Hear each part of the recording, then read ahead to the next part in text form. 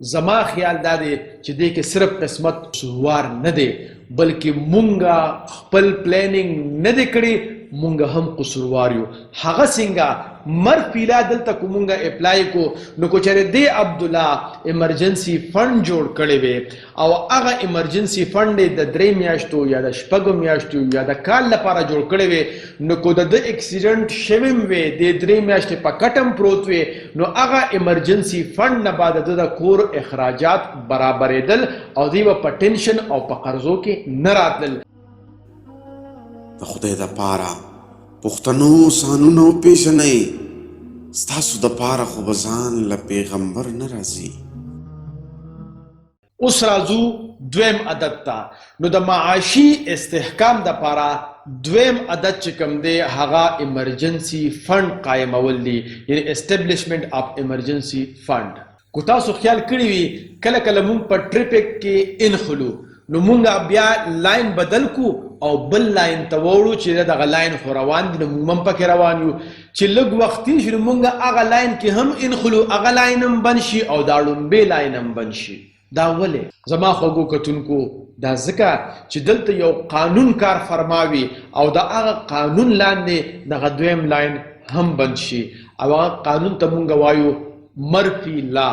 یعنی د مرفی قانون. او هغه قانون دا دی په اسانو الفاظو کې کم کار چې هم په غلطه طریقه وشي نتیجه به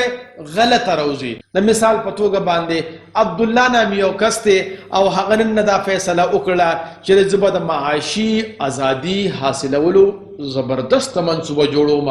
او زبردست محنت وکوما پارت ټایم جاب وکوما چې زیات نه زیات حلال پیسې وګټم چې بیا ځان له ایمرجنسي فند جوړ کوم. سګوري چې پلانینګ یې جوړ کو او پارت ټایم کتلو د پاره روان دي چې خدای نه خواسته د هغه اکسیډنټ وشو. چې اکسیډنټ وشو نو غریب ډیر زیات زخمی شو اگر چې د مرګ نه خو بچو خو ډاکټرانو ورته ووی چې 3 میاشتې به په کټ باندې تیرې. غریب چې کم دی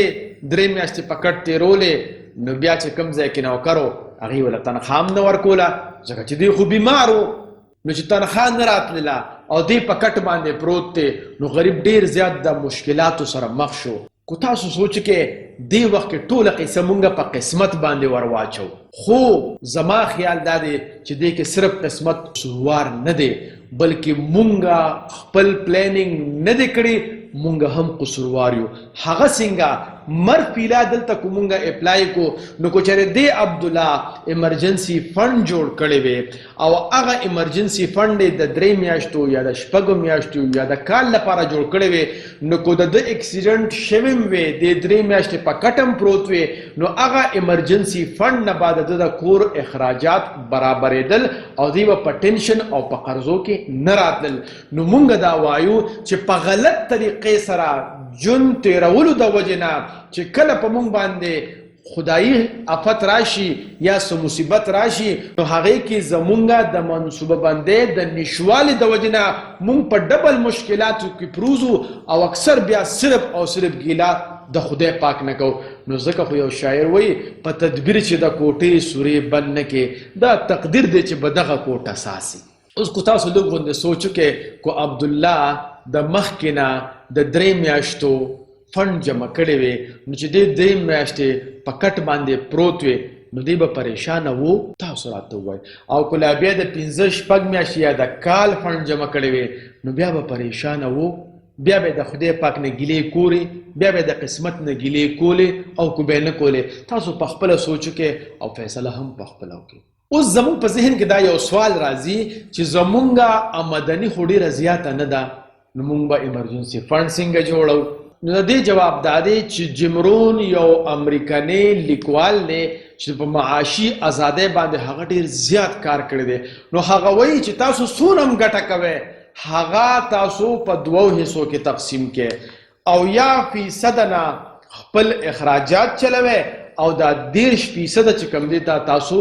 بچت کوئ. ضروري نه چې تاسو ګټه دې په لکونو کې وي. لکه مثال په توګه باندې که 1000 روپۍ تاسو آمدن وي نو دا 200 روپۍ تاسو په خپل اخراجاتو کې لګوئ او دا 10 روپۍ تاسو خپل ایمرجنسي فند کې جمع کوئ. او زما ذاتی رائے دا ده خو چرې فرض کا دغه 900 روپۍ باندې ستاسو روټۍ چې د شپې او ورځې نه برابرېږي نو زه به تاسو دا مشوره در کومه چې د 3 وختو په ځای باندې 2 وخته روټۍ خورئ د 2 وختو په ځای باندې 1 وخت روټۍ خورئ خو دا ایمرجنسی فند ضرور به ضرور جمع کوئ ځکه خو چېرې تاسو داسې نه کوئ نو یو وخت به داسې راشي چې تاسو ته به کیدی شي د 1 وخت روټۍ هم نه میلاویږي او بیا به په قرضونو باندې یا به د خلکو نه سوال کوئ نو هغه ذلت برداشت کولو نه ښه دا ده چې مونږ د 3 وختو روټۍ په ځای باندې 1 وخت روټۍ